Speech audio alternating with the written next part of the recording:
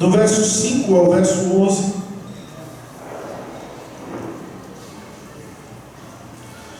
E mesmo assentados, vamos ler alternadamente esse texto. Diz assim a palavra de Deus: tende em vós o mesmo sentimento que houve também em Cristo Jesus.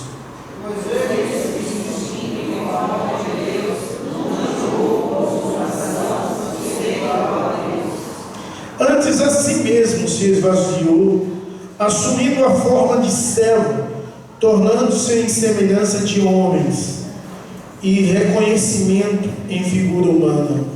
A si mesmo se humilhou, tornando-se obediente até a morte, em morte de Jesus. Pelo que também Deus o exaltou sobremaneira e lhe deu nome, que está acima de todo nome. Para que o nome de Jesus se torne todo o joelho, nos céus, na terra e debaixo da terra. E toda língua confesse que Jesus Cristo é o Senhor, para a glória de Deus Pai. Amém? Que o Senhor nos nossos corações aplique a porção da palavra lida em nome de Jesus. Amados, esse pedaço de Filipenses é considerado como um hino de Jesus Cristo.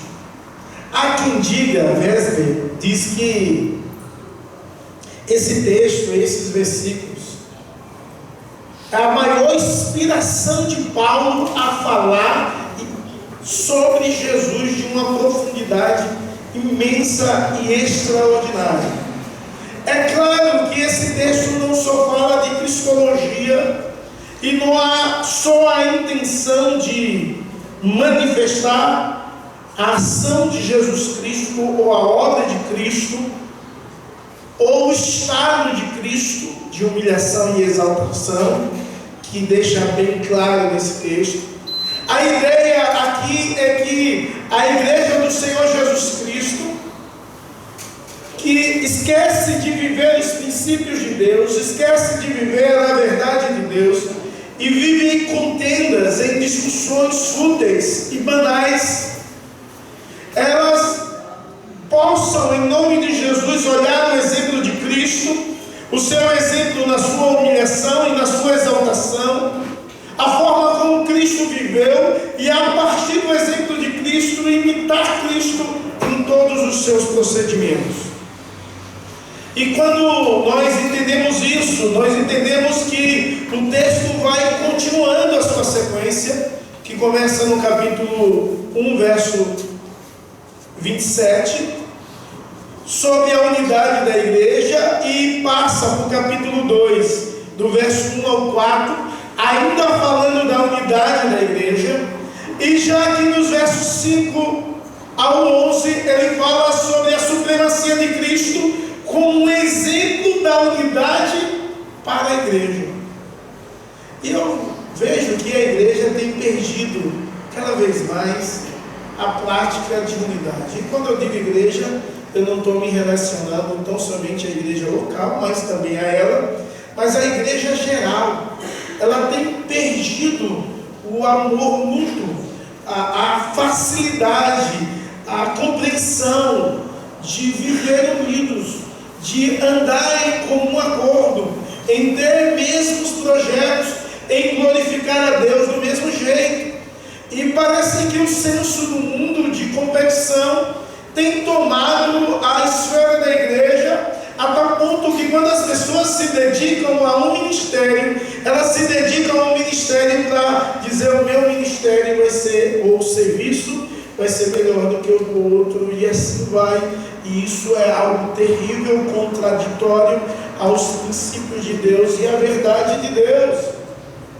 Então nós precisamos rever as nossas vidas, os nossos elos de comunhão com o corpo, o nosso elo acima de tudo, de comunhão com Deus, rever como exatamente você e eu estamos apresentando diante de Deus a nossa vida, e olhar para o maior exemplo, Cristo, e vivermos para a glória de Deus, o louvor dele continuamente, diuturnamente, para a glória e louvor do Senhor Jesus. O texto que foi lido, ele é muito fácil a interpretação, a partir de duas primícias, ou de dois pontos. Do verso 1 ao verso 8, do verso 5 ao 8, fala sobre a humilhação de Cristo. E do verso 9 ao 11, fala da exaltação de Cristo, que teologicamente é os estados de Cristo. Estado de humilhação e de exaltação. Então eu tenho que olhar para Cristo no seu estado de humilhação e aprender com Cristo um sinal visível do que é a humildade, de como eu devo olhar o outro, como eu devo considerar o outro, de que maneira eu tenho de me relacionar com o outro, e acima de tudo eu tenho de olhar o outro como superior a mim. E isso é muito difícil nos nossos dias, olhar para o irmão e achar superior, que ele é superior a mim, ou você olhar para todos que estão aqui e ver todo mundo é superior a você. É muito difícil viver e seguir esse exemplo, mas a igreja do Senhor Jesus Cristo deve viver, principalmente nesses dias onde é muito exaltado o eu.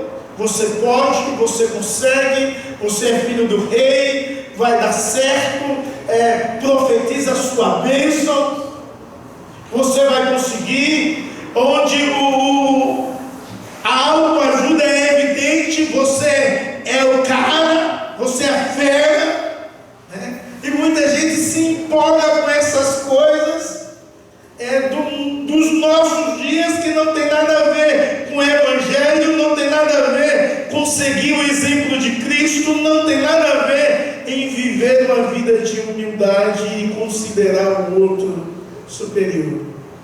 Eu fico imaginando como Jesus seria enxergado nos nossos dias,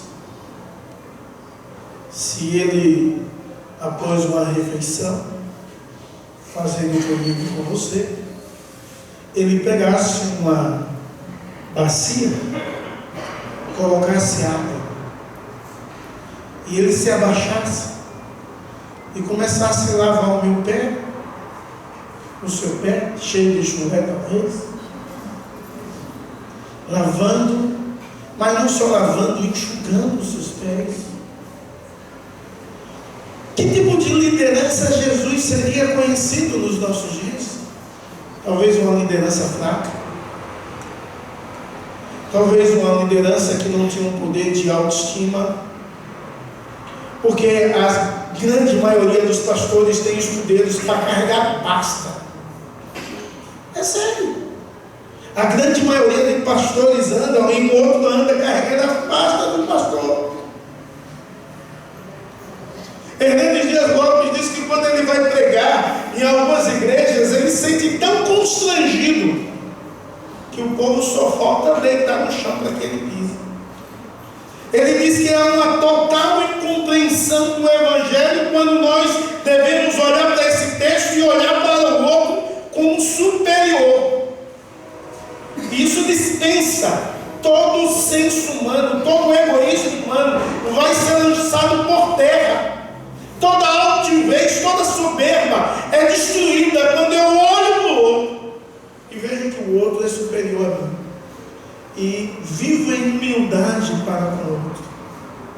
Esse texto que basicamente tem dois pontos, e o primeiro é a humilhação de Cristo, no seu estado de humilhação. E eu chamo a sua atenção que o apóstolo Paulo cita a respeito do estado de humilhação de Cristo a partir do verso 6, que diz bem assim: pois ele, subsistindo em forma de Deus, não julgou com usurpação ser igual a Deus. Jesus Cristo, sendo o próprio Deus, ele não usou desse poder do domínio e nem da soberania de Deus para impor nada. Ele abriu mão do seu direito em prol de uma igreja da qual ele comprou e ama e deseja resgatar e restaurar e ser exemplo de vida nas relações interpessoais.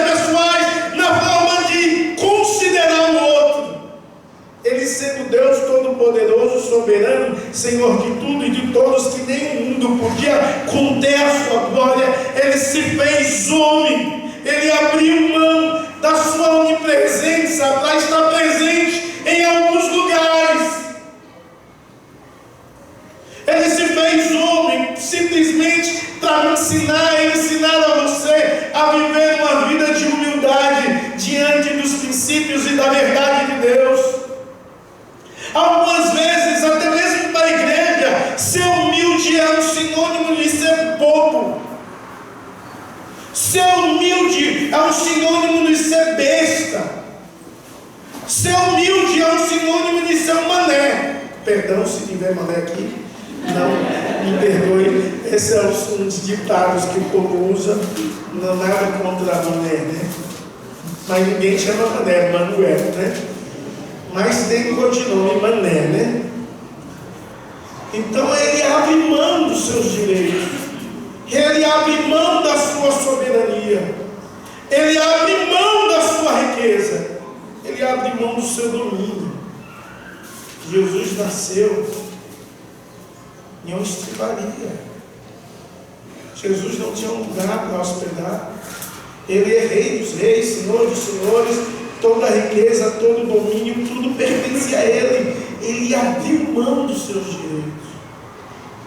Ele sendo igual a Deus, ele abre mão disso, de ser igual a Deus, para que eu possa ser abençoado, para que eu e você possamos olhar para o exemplo dele e aprender a abrir mão dos nossos direitos, em detrimento de viver um relacionamento agradável e especial. Mas o apóstolo Paulo, ensinando aquela igreja a viver uma relação correta, o verso 7, ele diz: ante a si mesmo se esvaziou. Ele não só abriu mão dos seus direitos, mas o nosso Senhor se esvaziou da sua glória. Antes a si mesmo se esvaziou. Imagine, que amor é esse? Quando cantamos essa música, eu fico pensando: que amor é esse que fez o Deus Todo-Poderoso, o Deus transcendente, se tornar um Deus imanente, pessoal, que abre mão de algumas coisas por amor e para ser exemplo ao seu povo. Ele se esvaziou de toda a sua glória para vir figura humana, corpórea, terrena. Ele se esvaziou de tudo para viver como você e pagar o preço por sua vida. Ainda no verso 7 fala que ele serviu.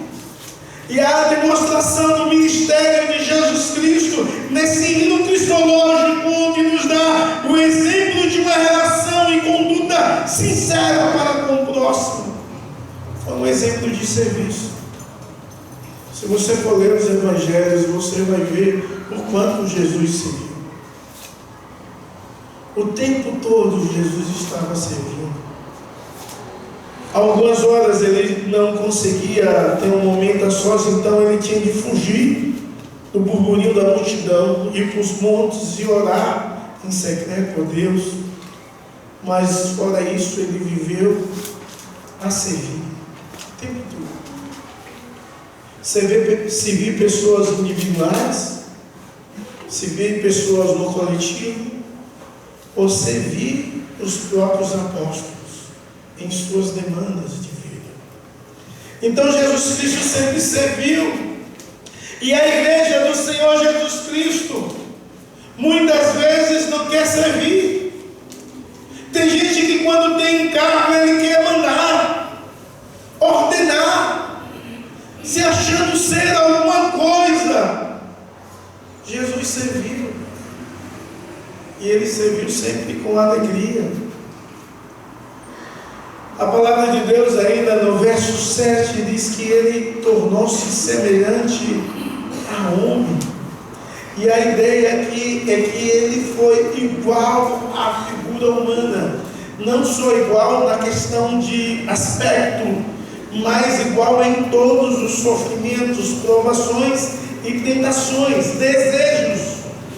Tudo isso ele abriu mão no seu estado de humilhação, por amor a você, para que a sua igreja pudesse ser um corpo bem unido e consolidado, com um só propósito, a glorificação e a exaltação desse Deus. Ele se tornou em figura humana. Eu fico pensando, eu tinha o mesmo aspecto de Fábio. Quando meu filho nasceu, eu tinha dificuldade em pegar Vinícius, porque eu sou meio bruto, né? Então eu ficava pensando, eu posso quebrar sem querer, ou derrubar. Talvez quase todos os homens pensam assim, derrubar a criança, porque pode acontecer um negócio desse, pode acontecer algo dessa natureza. Eu vi alguns pais tirar foto com as crianças assim, olha. Eita, meu Deus, eu nunca tive coragem de tirar uma foto assim, botar uma menina na palma da mão e ficar segurando. Não que não aguentava, mas ele tem medo de cair. Nunca tive coragem de fazer um negócio desse. Acho até bonita, mas nunca tive coragem. Imagine um Deus todo-poderoso em uma figura humana e de uma criança, quando ele veio. O Deus sem fragilidade nenhuma, agora tão frágil como um bebê. Imagine isso, irmãos. Esse é o estado de humilhação de Cristo. Mas quando você lê o verso 8, diz: a si mesmo se humilhou, tornando-se obediente até a morte, e morte de cruz. O Senhor Jesus Cristo, ele se sacrificou pela sua igreja. O Senhor Jesus Cristo, ele se sacrificou por você. O Senhor Jesus Cristo, ele se sacrificou por amor a mim e a você, em uma intenção magnífica, que eu e você pudéssemos ter vida e vida em abundância, eu e você pudéssemos andar de mãos dadas, eu e você lutássemos e trabalhássemos para a glória e louvor de Deus. O seu estado de humilhação pode ser resumido que houve um esvaziamento. Ele se esvaziou de si e se humilhou da pior forma possível, para que eu e você pudesse ser exaltados. Desde a sua encarnação, ele começa o seu estado de humilhação, o seu sofrimento, tudo que ele passou e sofreu, toda escassez, privações. Ele diz que o Filho do Homem não tinha onde reclinar a cabeça. Todos os dilemas, todas as surras, chicotadas, perseguições que ele sofreu, cuspe e foi empurrado, tudo que ele sofreu nesse estado de humilhação, sofreu por você. A sua morte, que declara maldição ou maldito todo aquele que a palavra de Deus diz que ser pendurado no madeiro. Ele sofreu a humilhação de se tornar maldito aquele que é tremendamente abençoado, para que eu e você pudéssemos ser benditos. O seu sepultamento, um Deus que não pode morrer, se sepultou. A sua descida ao Hades ou ao inferno, a demonstração da descida ao Hades durante aqueles 3 dias era um sinal de humilhação. É claro que quando você lê isso, você diz, mas ele foi pegado os espíritos em prisões. Era um sinal da humilhação de Cristo. E quando o apóstolo Paulo, ele está citando esse sofrimento, esse estado de humilhação de Cristo, o que ele passou, o que ele viveu, como foi a sua vida, o seu sofrimento, o seu sepultamento, o seu sacrifício. A ideia disso tudo é a ideia de um Deus que ele foi sacerdote, mas acima de tudo um Deus que foi o próprio sacrifício, e ele morreu para que eu pudesse viver, ele se entregou para que eu pudesse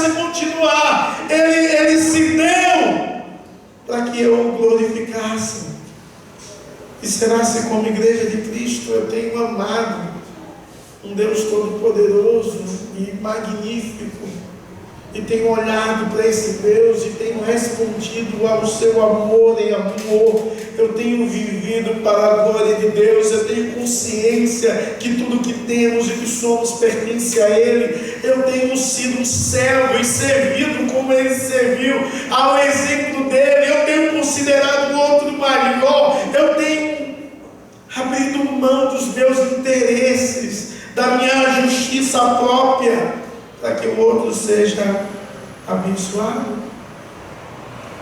Quando nós olhamos para um texto como esse, nós ficamos pensando que deveríamos mudar as nossas condutas de vida diante de um Deus que nos amou tanto. Mas graças à bondade de Deus, no verso 9, ele para de falar diretamente de Cristo sendo o próprio Deus e fala do Deus Pai, o que ele faz com Cristo.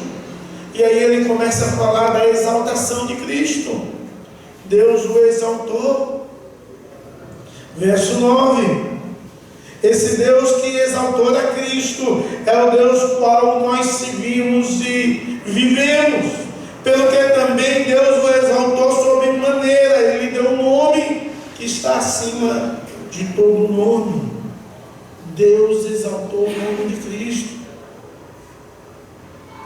Sexta-feira estivemos ali na congregação do Jair Salesópolis, pregando lá numa conferência missionária,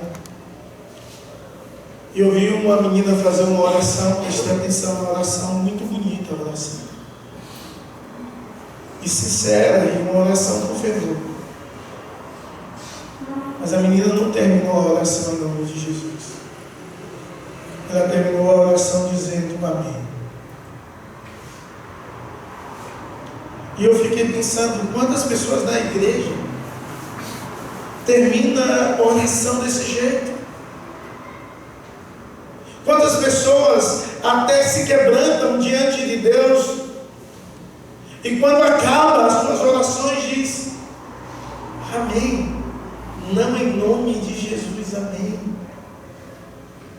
O Senhor o exaltou e deu um nome que está acima de todos os nomes. O poder da oração está a quem você ora, e a oração tem os efeitos, não porque você ora, ou como você ora, ou quanto tempo você ora. A oração tem efeito no poder do nome de Jesus, porque Deus o exaltou sobre todos os nomes. Algumas vezes eu já vi muita gente orar e esquecer do nome de Jesus. Pasme, a sua oração não tem valor se não for no poder do nome de Jesus. Ele é o nosso intercessor, é Ele que nos ensina o caminho, é Ele a verdade, é Ele a vida, e Ele foi exaltado por Deus, para que no nome dEle, eu e você pudéssemos ter acesso a Deus. O acesso que temos a Deus não é porque Pedro diz, e é verdade, que você e eu somos uma nação de sacerdotes, mas é porque em Cristo isso foi feito por nós. E em Cristo nós temos acesso a Ele no nome de Cristo. Eu fico abismado quando alguém testemunha alguma coisa, e hoje é muito comum. Eu vou na igreja tal, e Deus me abençoou e tal. E Jesus, toda boa dádiva, todo dom perfeito vem do nosso Senhor e Salvador Jesus Cristo, Deus eterno. E eu acho interessante que no verso 10 diz que todo joelho se dobrará diante desse Deus, Senhor Jesus Cristo. O nosso Deus, no seu estado de exaltação, Ele exige do povo rendição diante do seu senhorio, diante da sua majestade, diante do seu nome poderoso. Todo joelho se dobrará. E se isso não tem acontecido hoje, vai acontecer amanhã. Nos nossos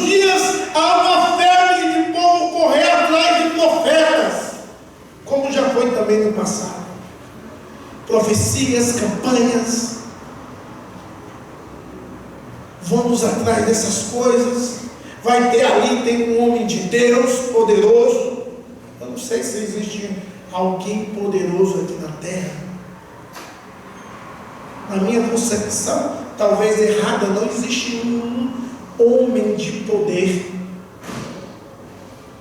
Há poder sim no nome de Jesus que foi exaltado. E quando pessoas creem nesse nome, há poder para curar, libertar, fazer coisas extraordinárias. Mas pessoas são idólatras e vão atrás de homens, não atrás de Deus. Um dia, você que vive assim, Ele vai exigir de você que todo joelho, e quem acredita ou não, se dobre diante desse Deus poderoso, desse Deus extraordinário, desse Deus verdadeiro, que exige a rendição de todas as pessoas. E todo o universo, verso 11, vai contemplar e declarar que Jesus é o Senhor, para a glória de Deus Pai. Sabe, irmãos, o senhorio de Jesus Cristo é algo que cada vez mais menos se vê. Ter Jesus como Salvador é o que todo mundo deseja, mas ter Jesus como Senhor é o que quase ninguém quer. Mas um dia, toda língua vai dizer que Ele é o Senhor. Toda língua vai dizer que Ele é o nosso dono e nós somos escravos dele. Todas as pessoas vão dizer: Ele é o meu dono, eu sou servo, eu sou escravo dele, sem Ele não sou nada. Toda língua vai entender e compreender a ação redentora e miraculosa de Deus. A teologia diz que o estado de exaltação de Cristo se dá a partir da sua ressurreição, depois da sua ascensão, subida ao céu, depois da sua ascensão à destra de Deus, quando Ele está à direita de Deus. Também se dá pelo seu regresso físico e por final pela sua glorificação, onde todo joelho se dobrará e toda língua confessará que Ele é o Senhor, para a glória de Deus Pai. Quem é o seu Senhor? Você mesmo? Que gosta de viver do seu estilo de vida, defendendo a sua autojustiça? Quem é o Senhor da sua vida? Você que vive em inimizade, em contendas, em brigas. Você que vive amando a dois senhores. Quem é o Senhor da sua vida? É Deus ou o dinheiro? Qual é o propósito da sua vida? Para que você vive? Para que você trabalha? Para que você se relaciona? O propósito da sua vida não é ter e nem aparecer diante de ninguém. O propósito da sua vida tem de ser glorificar a Deus. Jesus, o nosso maior exemplo, Ele abriu mão dos seus direitos em favor de você. Jesus foi humilhado por causa de você. Jesus foi exaltado para abençoar você. Então todo o exemplo de vida de Jesus Cristo, seja da sua humilhação ou exaltação, envolve o plano de Deus para você. Envolve o senhorio dele sobre você. Envolve o exemplo dele que Ele deseja que você viva nas suas relações, para a glória, louvor, a adoração ou a exaltação do Senhor.